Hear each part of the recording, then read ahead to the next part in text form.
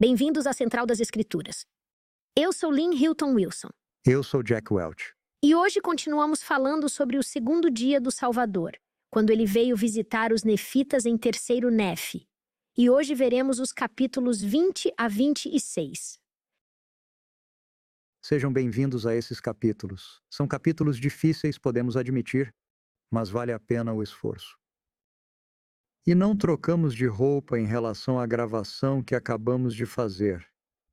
Quando terminamos com o capítulo 19, porque queremos que se lembrem, o capítulo 19 inicia o segundo dia, que durará até que o capítulo 26 esteja concluído. Portanto, tentamos dar coerência a isso, mas obviamente no capítulo 19, só para lembrar, Jesus deu muitos ensinamentos e especialmente a oração do sumo sacerdote, abençoando pessoas com entendimento e dons do Espírito Santo. Um dos dons do Espírito Santo é o espírito de profecia. E Jesus quer que entendamos que profecia não é apenas entender o futuro, mas ser capaz de profetizar sobre coisas que precisamos fazer agora.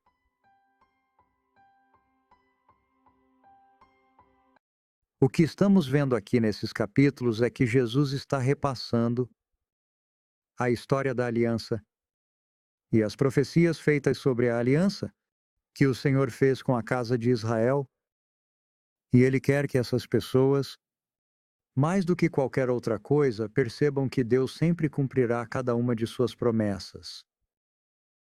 Os convênios de Deus são seguros.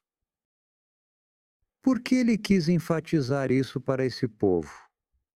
Sinto que eles têm essa história maravilhosa que está saturada da lei de Moisés do Antigo Testamento, e eles têm vivido essa lei esperando ansiosamente por Cristo. Eles esperavam o cumprimento dessas profecias e, no entanto, não sabiam, pelo menos todos eles, que poderiam receber a cura de Cristo como foi dada no Velho Mundo. E todas as promessas que foram feitas a Abraão para a posteridade e as bênçãos, na verdade, serão cumpridas. E essa é uma ótima maneira de começar a entender o imediatismo dessas bênçãos, e que isso faz parte Desse convênio. E é igualmente importante para nós, ao lermos esses capítulos, percebermos que somos da casa de Israel e que essas promessas são para nós. E todas elas, como falamos nas últimas semanas, estão delineadas no templo. Em nosso batismo e comunhão, eles nos unem ao Salvador para receber seu sacrifício expiatório. Portanto, certamente podemos contar com o Senhor para cumprir seus convênios conosco, se cumprirmos nossos convênios com Ele. Algumas outras coisas me ocorrem, porque Jesus talvez quisesse passar tanto tempo falando sobre o convênio. Sabe, essas pessoas, como você disse, estavam vivendo sob a lei de Moisés. E embora ele tenha dito que todas as coisas se cumpriram em mim, a aliança não se cumpriu. E ainda há mais por vir. Então aqui ele está esclarecendo, se alguém não tinha certeza, bem, quanto do antigo é transportado para o presente e o futuro. Ele mencionou isso no primeiro dia e retorna ao mesmo tema no segundo dia. Além disso, acho que essas pessoas se lembram de que estão dispersas. Elas têm sobrevivido. Elas têm sido sobreviventes, errantes e, de certa forma, excluídos. Eles têm tido pouca comunicação com a casa de Israel. Elas ainda entendem que fazem parte das bênçãos de Abraão, Isaque e Jacó. Mas talvez se perguntem, o que vai acontecer depois? Agora que você está aqui, vamos nos reunir? A reunião ocorrerá agora? E o que ele está dizendo a eles é que não, isso ainda não aconteceu, mas a coligação acontecerá, mas não até que seu registro, o livro de Mórmon, seja publicado. Sim, e nós meio que desmoronamos isso e dizemos, bem, é claro, para nós isso sinaliza para a dispensação da restauração. E sabemos que Deus colocou suas mãos novamente para reunir toda Israel. Mas para eles é para seus filhos, sua grande, grande posteridade. E obrigado por ter percebido isso, porque é por isso que é relevante para eles. E ele quer incentivá-los. E especialmente Mormon teria percebido isso. Ele quer que eles mantenham seus registros. Precisamos que seu testemunho sobre o que aconteceu aqui venha à tona no momento em que for apropriado e possível. Agora, vocês devem guardar esses mandamentos. Façam o melhor que puderem e mantenham seus registros para que isso possa ser divulgado como um sinal para o resto do mundo. Portanto, acho que essa é a relevância para eles, em vários níveis. E por que Jesus teria falado tanto? E muito aplicável a nós mesmos também. Portanto, acho que há um significado universal. No entanto, temos a tendência de dizer, bem, ele está falando com outra pessoa. Mas os princípios do Evangelho eterno e a natureza de convênio eterno do Evangelho de Jesus Cristo são tão relevantes para o mundo de hoje quanto eram antes. E Jesus enfatiza muito bem esse ponto. Acho que não só é bom ler como se estivéssemos sentados aos pés de Jesus, ali mesmo em abundância no templo, ouvindo-o, mas também é bom ler em suas vidas agora, no presente. E você mencionou a ideia de profecia, que Cristo vai mostrar o cumprimento dessas profecias. Mas lembre-se, no Novo Testamento, o espírito de profecia é definido pelo apóstolo João como o testemunho de Jesus Cristo. E todos eles estão recebendo um testemunho mais forte de Jesus Cristo. E lá nos é dito que aqueles que acreditam em suas palavras serão ainda mais abençoados. Portanto, espero que, ao ler as Escrituras, ao começar com a oração e ao mergulhar nesses textos este ano, você também receba um testemunho mais forte de que Jesus é o seu Salvador. E esse é outro exemplo perfeito de como isso é realmente relevante para nós. Organizar sua mente e colocar seus braços em torno desses capítulos não é fácil. E acredite, não tem sido fácil para nós. Portanto, se você tiver um pouco de dificuldade com isso, não pense que há algo errado com você. Mas há algumas coisas que o ajudarão, creio eu, a passar por esses capítulos. E o que eu gostaria de destacar primeiro é um capítulo desse livro sobre Terceiro Nefe, ao qual já nos referimos antes. É um capítulo de Victor Ludlow, sobre a visão geral desses capítulos específicos, capítulos 20 a 24. Sua organização o ajudará a ler particularmente os capítulos 20 a 22. E depois haverá algum material suplementar que concluiremos. A estrutura principal é um grande quiasmo e você encontrará na página 157 desse livro disponível online. E aqui está uma versão simplificada que Victor Ludlow nos dá. E você pode notar, apenas para ter algumas dicas para ter em mente, que o capítulo 20 começará com uma referência muito importante a Isaías, que as palavras de Isaías serão cumpridas, e que a aliança, como Isaías nos ensinou, será cumprida. No final desse capítulo, no início do capítulo 23, ele dirá ao povo para procurar Isaías, e depois disso, ele realmente citará o capítulo 54 de Isaías. Ele começa e meio que termina com Isaías. Depois, na segunda etapa, Jesus falará sobre como Israel será reunida novamente em Sião. Embora tenham sido dispersos, serão No reunidos. capítulo 22, ele repete o mesmo sobre a construção de Sião nos últimos dias. Portanto, os paralelos têm um pouco mais de ênfase neste momento. Em seguida, teremos várias promessas repetidas que foram feitas a Israel e também aos gentios. Ao repetir isso, ele reserva promessas para Israel e para os gentios, mas no capítulo 21, versículos 22 a 29, ele as inverte completamente. E então temos bênçãos para o justo e advertências sobre a iniquidade. No capítulo 21, há advertência sobre aqueles que não são justos. E no final do capítulo 20, Jesus se refere ao servo desfigurado. E então, perto do início do capítulo 21, ele retornará à profecia sobre o servo maltratado. Mas o ponto central é o meu favorito. Esse é o sinal de que o livro de Mórmon começará a reunir Israel. Quando o livro de Mórmon se apresenta, é hora. Bem, com isso apenas como uma visão geral e fica mais complicado. Conforme avançamos, vamos começar examinando o que acontece no capítulo 20.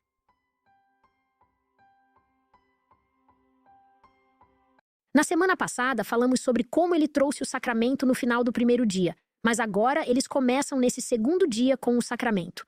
Mas ele é dado milagrosamente, e isso me faz lembrar do maná, porque é milagroso. E assim como Cristo alimentou os 5.000, o que eu acho que também era consistente com o maná, eles o recebem aqui. E Cristo traz o pão de alguma forma e a multidão fica cheia, não apenas fisicamente, mas também diz no capítulo 20, versículo 9, que eles ficam cheios do Espírito. E no capítulo 19, foi por isso que eles oraram para que tivessem o Espírito Santo. Portanto, agora temos o cumprimento disso, quando eles testemunham essa administração milagrosa dos sinais do sangue e da carne de Jesus Cristo. E eles têm esse dom do Espírito enquanto realizam uma ordenança, porque nos é dito, em doutrina e convênios, que o poder da divindade se manifesta nas ordenanças. E sinto que às vezes não aproveito isso quando estou participando. Especialmente se tenho crianças ao meu redor ou algo assim, sabe? E estou ocupada tentando mantê-las concentradas e quietas. Mas essa é uma oportunidade, o sacramento é uma oportunidade de ser cheio do Espírito. Sem dúvida. Antes, quando Cristo falou nos capítulos 12 e 15, ele falou sobre as exigências desse convênio maior. Mas agora ele vai explicar como isso é cumprido. Mas fiquei interessada em ver a palavra convênio no livro de Mórmon. E você sabe, nós a usamos também no restante das Escrituras. Vemos um número consistentemente maior de uso de convênio no Velho Testamento do que no livro de Mórmon. É um texto antigo. Mas no livro de Mórmon, a maior concentração está em terceiro Nefe. Esses 3 capítulos têm 23 usos da palavra convênio em diferentes formas. Bem, há uma boa razão para chamar esses capítulos de Sermão do Convênio de Jesus. Acho que por motivos muito, muito bons. Esse é o seu foco, e ele quer falar sobre isso. Não me surpreende que tenhamos um profeta que tentou enfatizar isso, que falemos sobre um caminho de aliança para o plano de salvação ou o plano de redenção. Esse é um texto tirado de nosso Salvador em terceiro Nefe. E aqui vemos o quiasmo mais longo e elaborado com o centro enfatizando, como vocês podem ver, o sinal do convênio é o surgimento do livro de Mórmon. Também nesse slide um pouco mais detalhado da estrutura quiasmática, você pode ver na cor lavanda, o roxo mais escuro, Miqueias. E, curiosamente, Miqueias repete quase os mesmos versículos, mas um pouco diferente da versão King James, que lemos em Miqueias capítulo 5 e Miqueias capítulo 4, que encontramos no capítulo 20 de terceiro Nefe. Ao examinarmos os versículos 16 a 18, ele fala sobre os adversários dos inimigos que eliminamos. Mas o Senhor reunirá a todos, seus feixes, seu povo, sua casa. E esse remanescente de Jacó em terceiro Nefe foi profetizado não apenas quando o Salvador diz outras ovelhas, mas acho que também podemos incluir esse remanescente em Miqueias. No capítulo 4 de Miqueias, ele diz: Levanta-te e trilha, ó filha de Sião. Mas em terceiro Nefe, capítulo 20, versículo 19, ele diz: Pois farei meu povo com quem o Pai fez convênio, sim, farei de ferro os teus chifres e farei de bronze os teus cascos. Isso é exatamente uma citação de Miqueias, mas a introdução é diferente porque ele está em um público diferente. Quero dizer, as mudanças, as nuances são tão específicas e importantes. Quando as pessoas dizem que José copiou, isso é ridículo. Quando você dedica um tempo para analisar lentamente cada texto, pode ver intrincados detalhes de como o texto se encaixa. E gosto de como esse versículo de Miqueias termina com uma promessa tão positiva. Farei de ferro os teus chifres, e farei de bronze os teus cascos, e esmiuçarás muitos povos, e o seu ganho eu consagrarei ao Senhor, e seus bens ao Senhor de toda a terra. Se o chifre é um símbolo de poder, se o chifre é um símbolo talvez da unção, ele também está nos altares do templo, nos 4 cantos. Isso é simplesmente maravilhoso. Eu o farei tão forte quanto um elemento, como sabemos. E assim como a barra de ferro, agora temos o chifre de ferro. E significa que ele é muito poderoso, forte, durável, como você disse. Portanto, embora haja muitas coisas nesses capítulos que falam sobre dificuldades e sofrimentos, essa passagem de Miqueias termina com tudo dando certo. É muito otimista. O Senhor consagrará nossos esforços para o nosso bem, se forem feitos em seu nome. E é aí que entra a expressão, falamos sobre isso, que o Senhor consagre nossos esforços para o nosso benefício. Portanto, mesmo que os sofrimentos sejam difíceis e os problemas pelos quais passamos, no momento, pareçam que bem pode advir disso, bem, a única maneira de obter algo bom de muitas dessas coisas é se elas forem consagradas. E o que significa consagrar essas dificuldades para nosso benefício? Bem, é interessante porque o Senhor disse a Joseph Smith algo semelhante. Todas essas coisas lhe darão experiência e serão para o seu bem. Portanto, se os obstáculos da vida forem superados com fé, eles se tornam bênçãos e aprendizados. Tanto os bons quanto os ruins podem ser utilizados para glorificar Deus, para nos aproximarmos dele e para receber empatia. O que você acha que isso significa? Bem, tudo isso e talvez um pouco, mas que consagrar algo significa de fato colocá-lo com coisas que são santas. E para fazer isso, acho que temos de entregar as coisas ao Senhor. Mas sabemos que ao sofrermos com essas coisas, tudo isso é para a nossa experiência. E como você disse, até mesmo a prisão em liberdade pode ser para o nosso bem. E essa consagração também é uma preparação para a nova Jerusalém, para a vinda. E é aí que ele vai em seguida. No versículo 22, ele diz: "E eis que estabelecerei este povo nesta terra, em cumprimento ao convênio, e será uma nova Jerusalém, e os poderes dos céus estarão no meio deste povo. Sim, até eu estarei no meio de vós. Nosso poder é Jesus Cristo. Todo o poder do sacerdócio é o poder de Deus." Como estamos apontando aqui com essa imagem, que obviamente é uma tapeçaria do Apocalipse de João, as pessoas geralmente pensam na Nova Jerusalém como algo que é uma frase que o apóstolo João apresenta. Mas de onde ele tirou isso? A revelação, essas são as palavras que foram reveladas a ele pelo Senhor ressuscitado. Portanto, essa ideia de uma nova Jerusalém está agora sendo dada às pessoas do novo mundo por Jesus também. E já que falamos sobre o macroquiasmo aqui, vamos realçar outro detalhe importante. A expressão Nova Jerusalém é mencionada tanto na primeira parte quanto na segunda. Isso faz parte do quiasmo. Talvez seja onde Jesus escolheu falar sobre a aliança usando uma forma quiasmática. Acho que as formas quiasmáticas nos permitem entender o que o autor tentava transmitir. A repetição nos dá duas testemunhas. Duas testemunhas é bom. Também acho que é equilibrado. Estamos falando de um convênio que é uma relação de mão dupla. Portanto, há uma correspondência e um equilíbrio nisso também. E acho que... Por que Jesus teria usado isso nessa ocasião? Ele sabe que o rei Benjamim, Nefe e outros usaram esse estilo de escrita para consagrar e comunicar a essas pessoas coisas que elas pudessem entender mais prontamente e lembrar.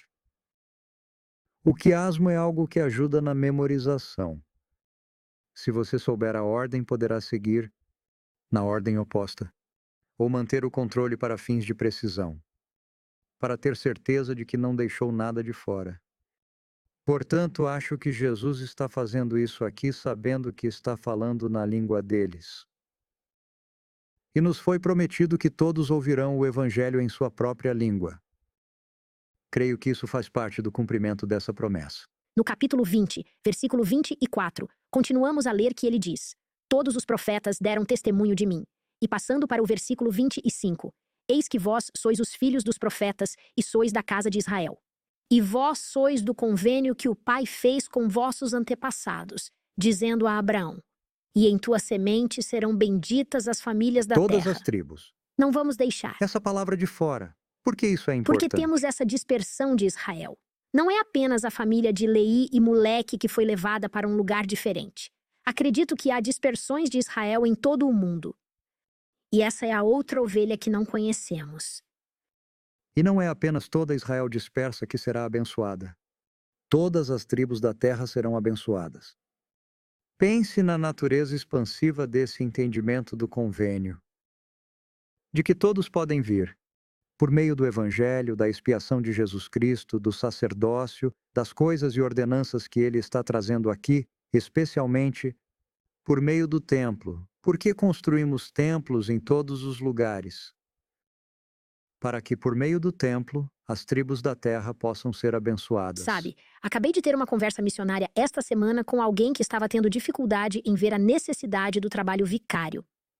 E, no entanto, tudo começa aqui com a promessa abraâmica, não é mesmo? Que todas as tribos da terra podem receber essas bênçãos se optarem por recebê-las. Bem, e se alguém não puder fazer algo por si mesmo?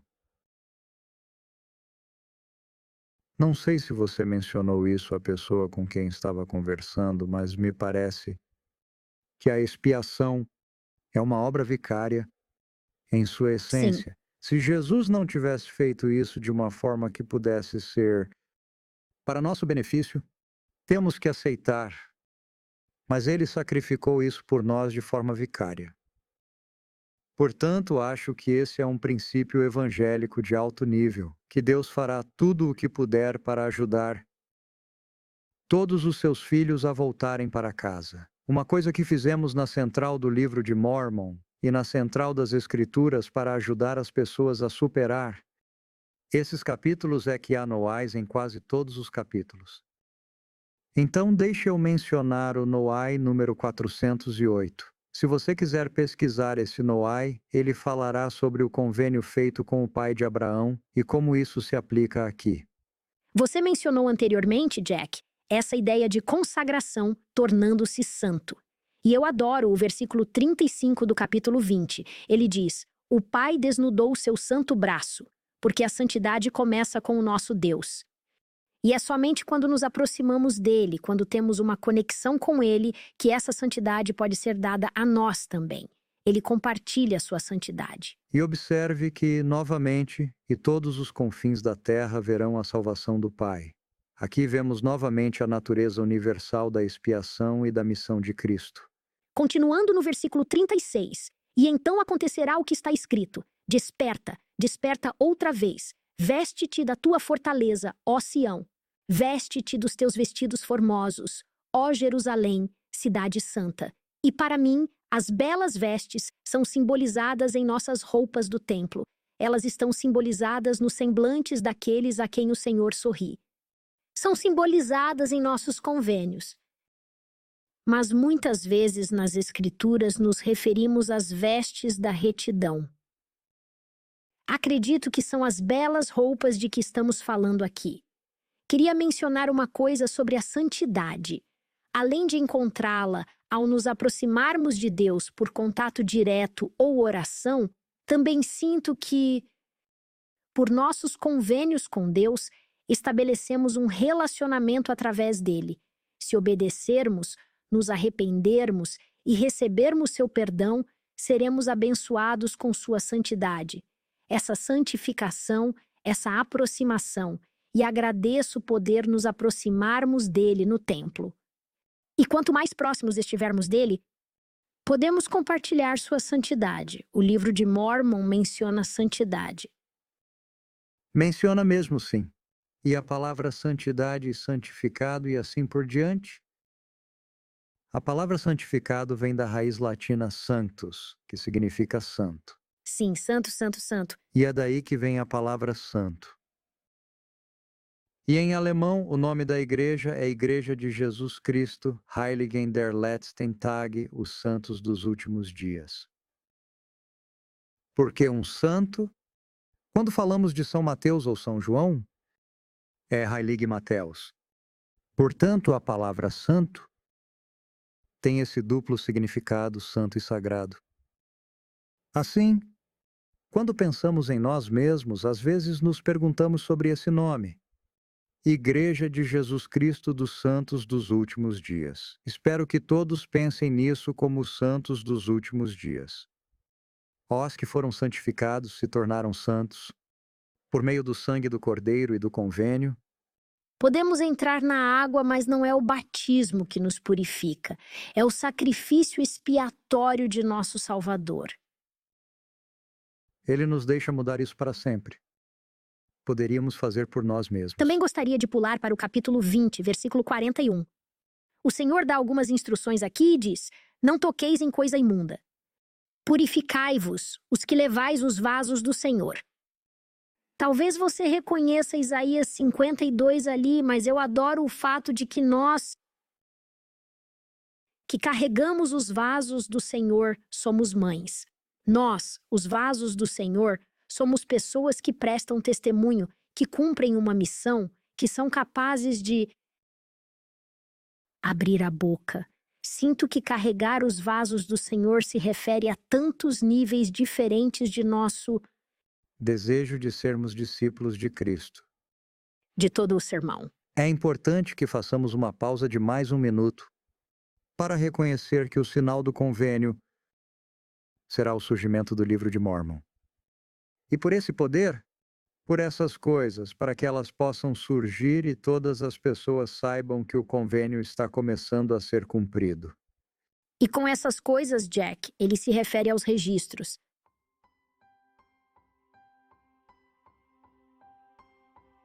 Estamos agora nesse ponto de virada.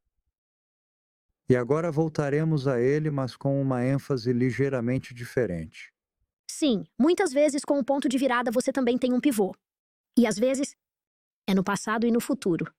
E outro pequeno detalhe, que é um elemento desse equilíbrio quiasmático, é que há escrituras do Velho Testamento que são citadas tanto na primeira metade quanto na segunda metade. Nesse quadro, há uma pequena lista de lugares onde Isaías e Miqueias são citados. E na segunda parte, Isaías e Miqueias são citados novamente.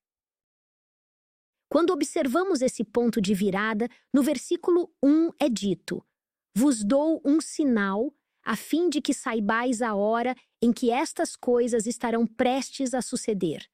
Mas depois, no versículo 7, ele diz: será um sinal para eles, a fim de que saibam que a obra do Pai já começou.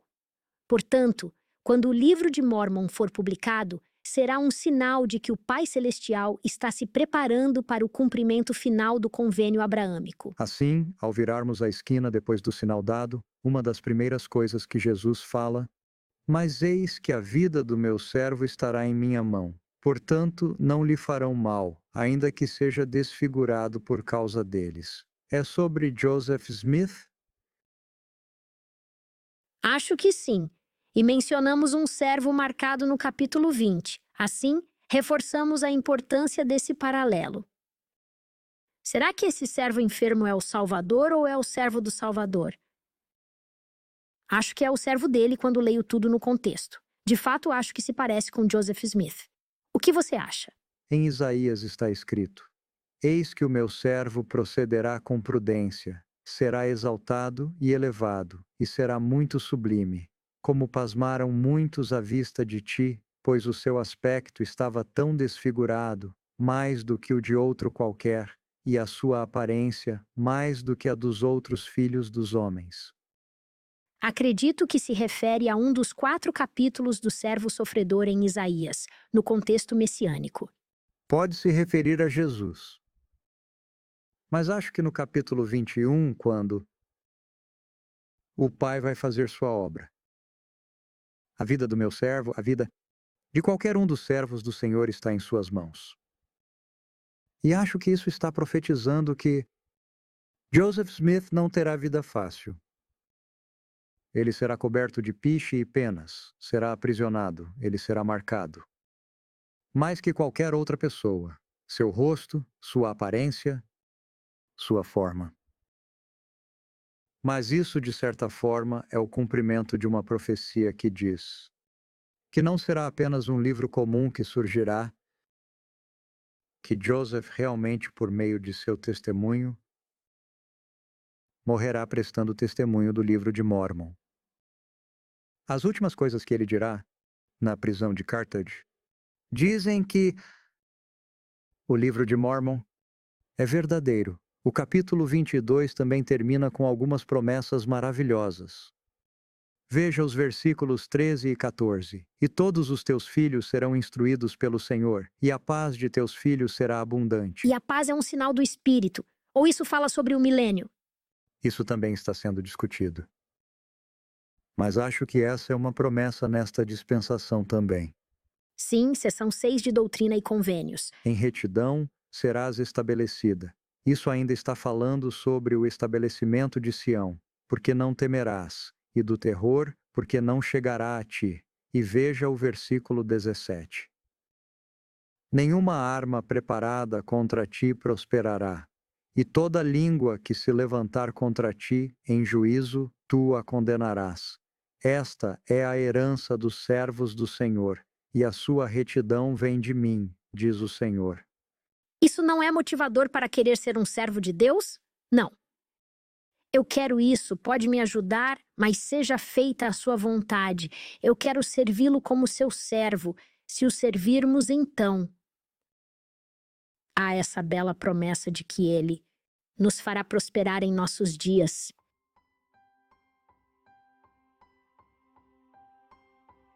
Nesse ponto, o sermão sobre o convênio continuará um pouco mais. Mas agora assume uma forma ligeiramente diferente. No capítulo 23, o Senhor quer garantir a manutenção cuidadosa desses registros.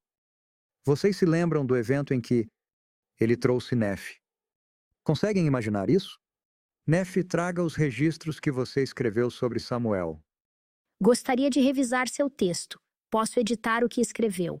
É um pouco assustador. Vamos verificar a fonte para ter certeza que entendeu?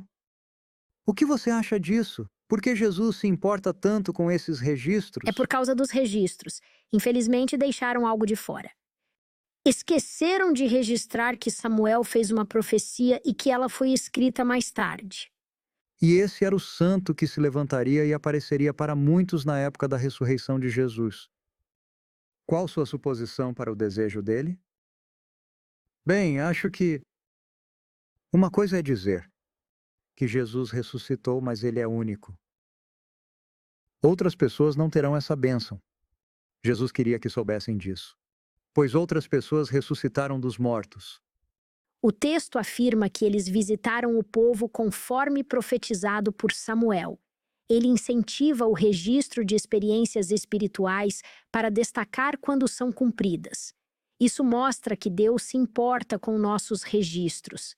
Essa preocupação com registros também se reflete no Novo Testamento, onde guarda-se o cuidado com o livro de Samuel e outros documentos antigos.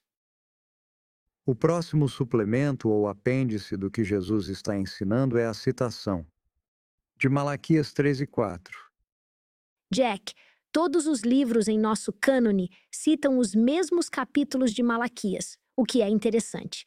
Os capítulos 24 e 25 de Terceiro Nefe são muito importantes. Muitos trechos são idênticos a Malaquias, mas com pequenas diferenças. A pontuação é um pouco distinta, há um apóstrofo. Notavelmente, a palavra preceito em Malaquias é plural em Terceiro Nefe, como ordenanças. Outra alteração significativa é em relação ao filho da retidão, que abordaremos em alguns versículos adiante. Para começarmos, vamos ao capítulo 24, versículo 1. E já falamos sobre esses dois mensageiros. Eis que enviarei o meu mensageiro, e ele preparará o caminho diante de mim. E de repente virá ao seu templo o Senhor, a quem vós buscais, o mensageiro do convênio em quem vos deleitais. Acho que é o Messias. Acho que poderia ser João Batista. Acho que há muitos mensageiros que vêm. Mas essa frase não aconteceu de fato no mundo antigo como evento da primeira vinda do Salvador Jesus Cristo. Não acredito que nenhuma visita nem a entrada triunfal tenha sido perfeita. As Escrituras têm vários níveis de interpretação. Observação interessante. Que para que essa profecia se cumpra, Jesus deve ir ao templo. Entre os nefitas. É aí que você quer chegar?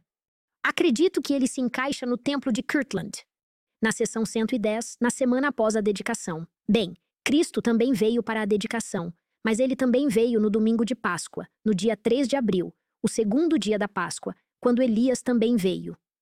E é interessante porque Elias também é profetizado em Malaquias, um dos muitos servos do Senhor. Mas continuando nesse versículo 1, acredito ser ali o nosso Salvador quando fala também do mensageiro. E hoste, é claro, significa o Senhor do exército, o grande Messias conquistador, o Senhor dos céus e com poder sobre toda a terra. Embora as hostes do céu sejam o que entendemos por serem todas as forças lideradas por Miguel, o arcanjo. E então, nos versículos 2 e 3, continuamos a ler esses belos versículos de Malaquias. Agora, isso é bem conhecido no Messias de Handel. Espero que você ouça as palavras no fundo de sua mente com a música. E purificará os filhos de Levi, e torná-los-á puros como ouro e como prata. Então ao Senhor trarão ofertas em retidão. E leio isso não apenas para os filhos de Levi, mas para todos os que oferecem uma oferta em retidão. Isso inclui homens, mulheres e crianças. Esses são os salvadores do Monte Sião que vão e realizam obras vicárias nos templos. São aquelas pessoas que têm um coração quebrantado e um espírito contrito. Deus nos purificará como ouro e prata. E isso inclui, infelizmente, sermos queimados pelo fogo algumas vezes. Você sabe, temos que ser refinados. Mas essa beleza da purificação de nosso Salvador está descrita ali. Também fiquei emocionada com os versículos de Malaquias, que ele escolheu também se referirem à lei da consagração. Porque nestes últimos dias, em preparação para a vinda de nosso Salvador, temos de viver a lei da consagração. Temos de doar nosso tempo, nossos talentos e nossa energia para edificar o reino de Deus. Veja o versículo 5. Metade das coisas denunciadas aqui tem a ver com aquelas pessoas que não estão cuidando dos pobres. E contra os que juram falsamente e contra os que oprimem o empregado em seu salário, a viúva e o órfão, e repelem o estrangeiro. Acho que isso é muito significativo. É muito importante para o Senhor que não haja pobres entre nós. Sabemos muito bem disso.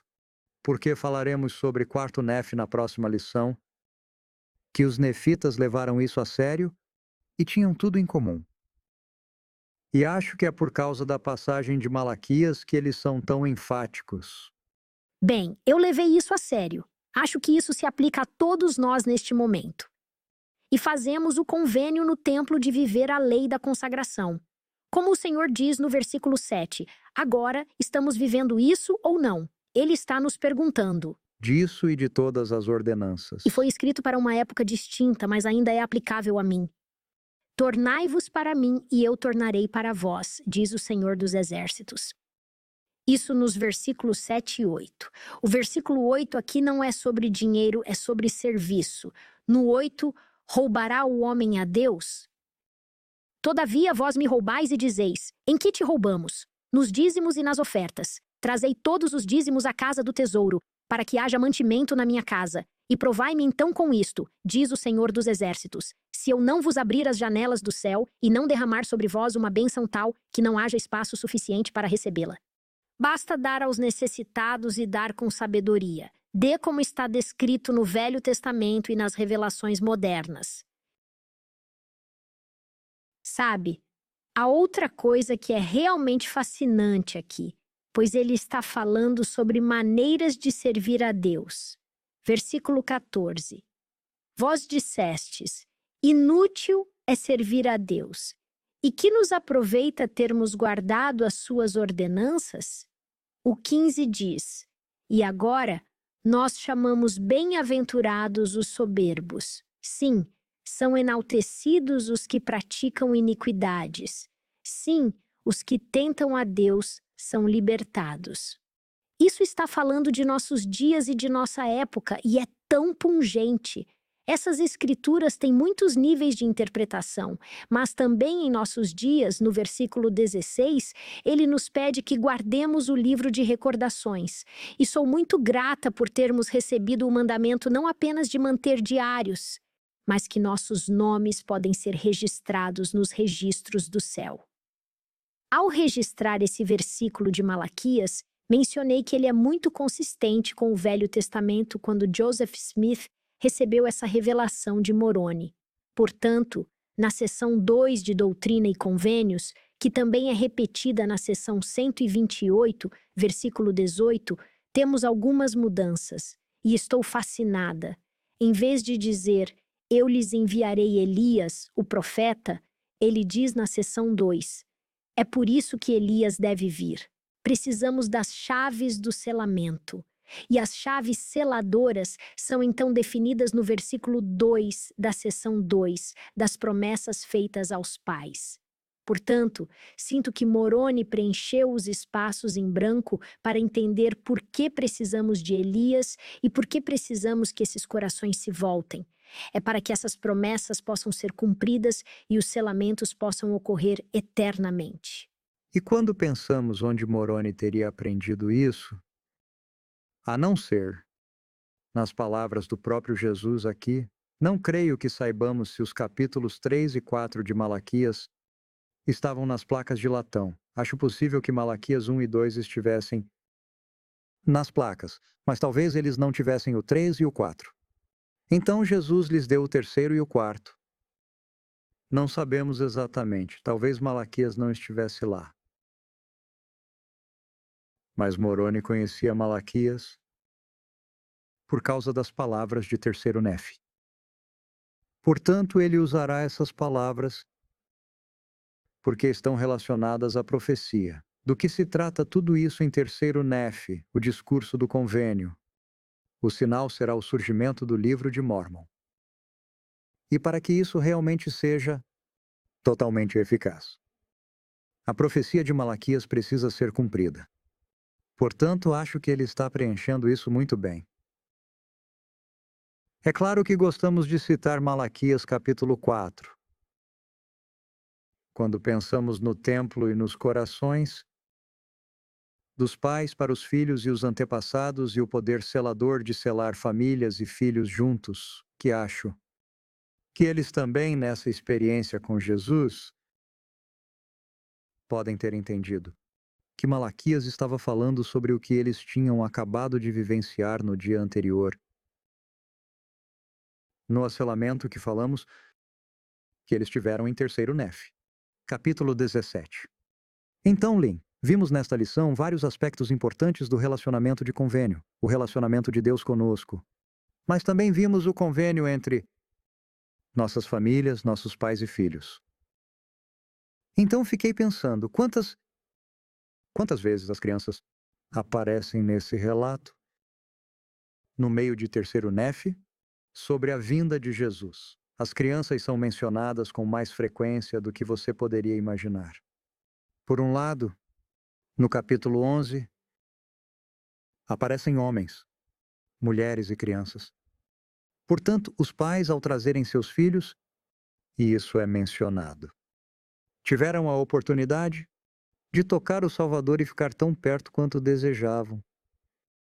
Tenho certeza de que elas teriam adorado estar com ele. Ele as teria abraçado de uma forma que elas jamais esqueceriam. E Jack, não é por isso, em certa medida, que levamos nossos filhos à igreja? Por que os levamos às casas abertas do templo? Por que os levamos aos jardins do templo? Agora sabemos o que está por vir aqui, que depois do terceiro Nefe virá o quarto Nefe. E nele teremos 4 gerações de retidão. Por quase 200 anos. 4 gerações significariam que essas crianças que estão lá, se viverem até se tornarem netos, poderiam Contar a eles. dizer a seus netos. Eu estava lá.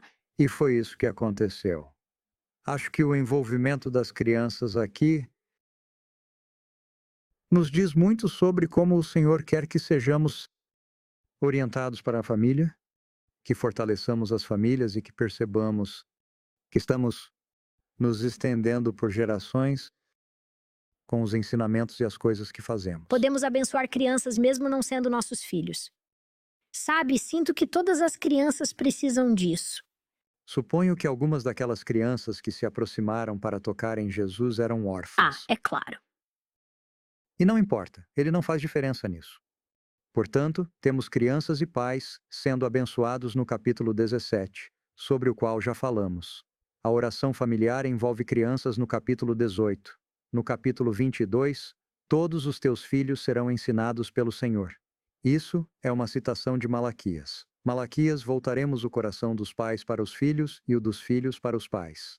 E no final desta lição, no capítulo 26, haverá uma pequena menção a um episódio em que as crianças estarão lá e serão abençoadas, e suas línguas serão soltas para que possam falar coisas indescritíveis e inimaginavelmente belas. Portanto, as crianças foram muito importantes para toda essa experiência. Precisamos nos lembrar de que elas são puras. Elas são abençoadas. Nossas crianças na primária. Cuidamos de nossas crianças em nossa ala e famílias para que saibam que são amadas e preciosas para o Senhor. Uma razão para a importância disso aqui é que muitas tradições religiosas acham que crianças nascem pecadoras e não são salvas, a não ser, claro, que sejam batizadas. E essa é uma mudança tão drástica em relação à cultura em que Joseph nasceu, em relação a muitas culturas antigas que viam as crianças como algo que precisava ser espancado até que obedecessem.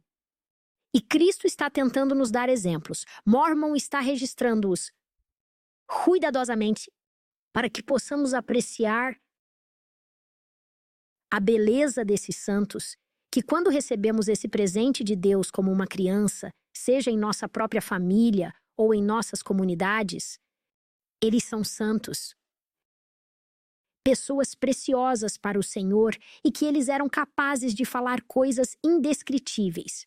Foi a capacidade de profetizar que lhes deu a voz dos anjos por causa de sua pureza. E eles são puros porque a expiação os cobriu. E eles são filhos do convênio. Eles não nasceram, nesse caso, no convênio. Mas outros que virão. Nasceram no convênio no mundo nefita. Isso levanta uma questão final para nós hoje. Não apenas sabemos que o Senhor ama os filhos, mas também ama os pais. E quantas religiões diferentes acreditam que o casamento existe após a morte? Não muitas. Eu só conheço essa. Agora, há algo nos ensinamentos de Malaquias que nos dê a certeza de que o relacionamento matrimonial, quando selado pelo Santo Espírito da promessa e selado pelo poder do sacerdócio, ele se estenderá até a próxima vida? Bem, não temos o capítulo 2 de Malaquias citado aqui por Jesus. E é por isso que espero que tenha sido nas placas de latão, porque em Malaquias, capítulo 2, versículo 14, Malaquias diz: O Senhor foi testemunha entre ti e a mulher da tua mocidade, a mulher do teu convênio.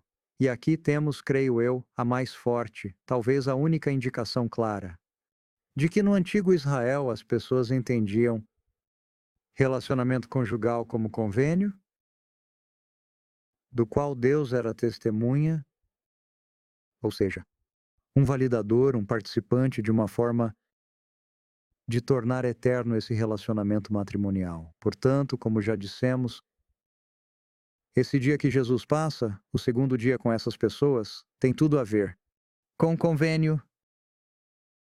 Convênio, no sentido internacional, convênio de reunião em todo o mundo, convênio de o indivíduo ter o Espírito Santo. O convênio de selar as famílias. As famílias e o convênio agora também reconhecem o casamento. Portanto, é realmente o sermão do convênio em vários níveis. E os convênios do Senhor são seguros. Portanto, quer você venha ou não de uma família disfuncional, ou seja, um completo estrangeiro e não tenha família alguma, os convênios são seguros. E vocês são a família de Cristo. E são seus filhos. E todos nós podemos cuidar uns dos outros como discípulos de Cristo. Porque a unidade individual de salvação é Deus e o ser humano um a um. É uma bela imagem. E você sabe, Lynn, também temos a garantia de que tudo nunca acaba até que realmente acabe. Você tem alguém se afastando na família, ou teve ou terá. Ainda não acabou. Continue amando essa pessoa. E não sabemos tudo sobre o que o milênio cuidará e o que acontecerá lá durante o milênio. Sabemos que a obra do Senhor continuará e que todas as bênçãos a que alguém tem direito e deseja ter serão possíveis, serão suas. As portas estarão abertas. Este momento de teste e provação na mortalidade é apenas um passo em direção à progressão eterna que temos diante de nós por causa da expiação infinita. E eu diria dos infinitos relacionamentos de convênio que desfrutamos por causa de nosso Salvador Jesus Cristo. Ainda não terminamos o terceiro NEF, eu especialmente. Na próxima semana, no capítulo 27, continuaremos a falar sobre o Evangelho eterno de Jesus Cristo e como o próprio Jesus resumirá e reunirá tudo isso para cada pessoa. Portanto, fiquem atentos. Vejo vocês na próxima semana. E que o Senhor abençoe a todos nós ao nos esforçarmos para nos achegarmos a Ele. Somos todos seus filhos. Somos filhos de nosso Pai Celestial. E acho que uma das grandes mensagens de terceiro NEF é que Jesus ama as crianças, e isso significa que Ele ama cada um de nós. Em nome de Jesus Cristo, amém. Amém.